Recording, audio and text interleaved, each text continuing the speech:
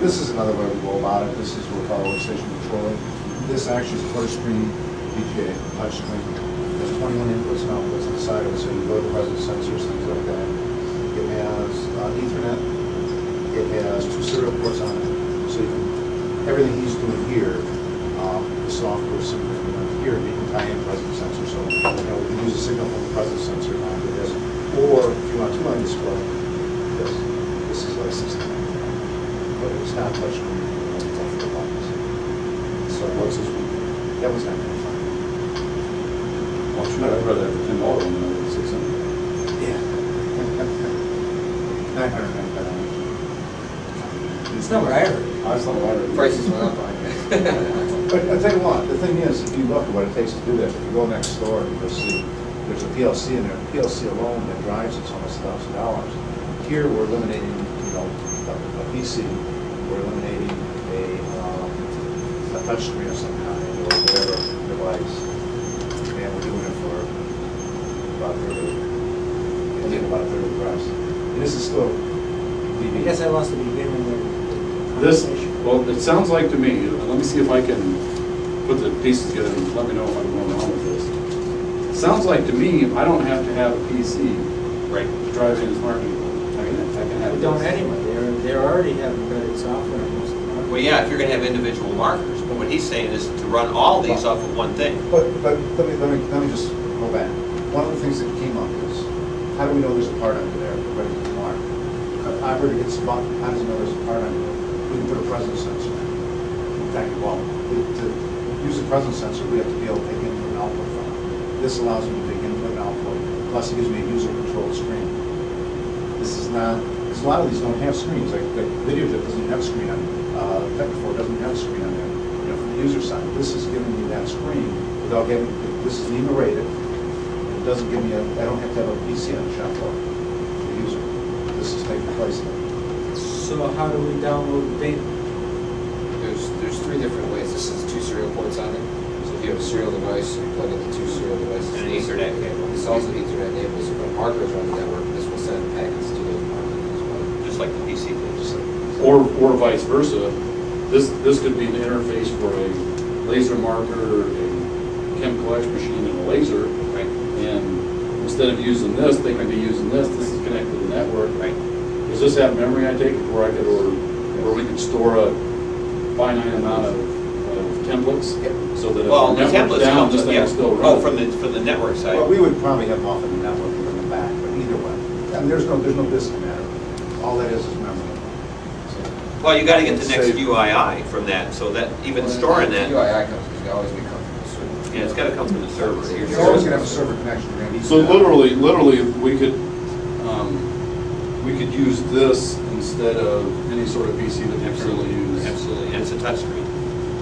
It's a lot cheaper. How It's many lines? rated. And it's There's not, no wires, software to keep updating. About somebody playing games. I'll have to ask.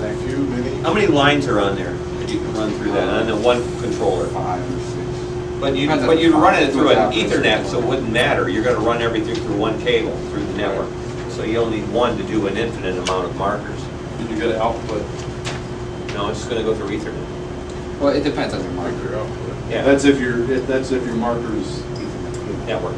are on an Ethernet. Well, on our software would be network. Like the download there is on the network. I have the cable connected to Tech4, it's serial, and so is this. So I have these tied into my serial. Yeah, so you could run serial and, Ethernet on that too. Another device we use serial servers. Well, actually, I have the Tech4 running as an IP device, and I use a black box, and it's called a serial server. So we take serial devices and put them on the network. So if you have 4 marking stations, you want to put them on the network, you use a serial server that converts it from serial to IP, and then there's no other interfaces as well. So we use that as well. So are these static IP addresses then? On the black box is a static IP, and so does the download. So yes, they are static. So you have to have the ability to have a static IP. Well, you could do it RS-232, yeah, RS-232. Or Doesn't matter. if they are smart enough to do names, we could do names, device names as well. So I don't know how I'm not sure computer name. I'm not sure what they allow and what they do, and I think you can set up. Most of our Things top differently. team markers have the controller on them with an interface like that. Right, we, Just trying to understand the difference. well, just like this one here, there's no You operator probably wouldn't, interface. you probably wouldn't need this thing. It might not be. We went to the computers connected to these things to give us, networking capability on the things, store patterns and all that sort of thing, make it easier to program. Is this going back to what's working out of the controller? You wouldn't replace the controllers that come with it. This would be another interface. For instance, if I wanted to tell the operator step-by-step processes of how to do it, say, I put one of these in there. So first load part, put the part in, and the present sensor reads it on the display. It says, okay, part loaded, close safety door, give a safety door. Wait for that to close. It'll say, press start to start. Is this basically a mini PLC, or a simple version of a PLC? It is a PLC, but it's not ladder logic, it's EV. Okay. So you can control the input and Inputs and outputs. Yeah. So you can add part presence sensors, you can add Absolutely. some logic. Without cost, you have to put in some kind of PLC. And I'm just, all I'm doing is looking at this, we're just looking right now, I'm just thinking that I gotta pay CSC a monthly charge for every PC I have on the. Oh, yeah. Every single month. Yep. Now, I don't know that they would ever let us hook anything like this to the network. Especially, they probably would if they sold it to us and charged us. Oh, yeah. They do if it's one way. In other words, the network feeds to that, but this doesn't feed back up. Because that's what we do now when we download DNCs Right. to the equipment. It's a one-way communication. We should be able to do one way.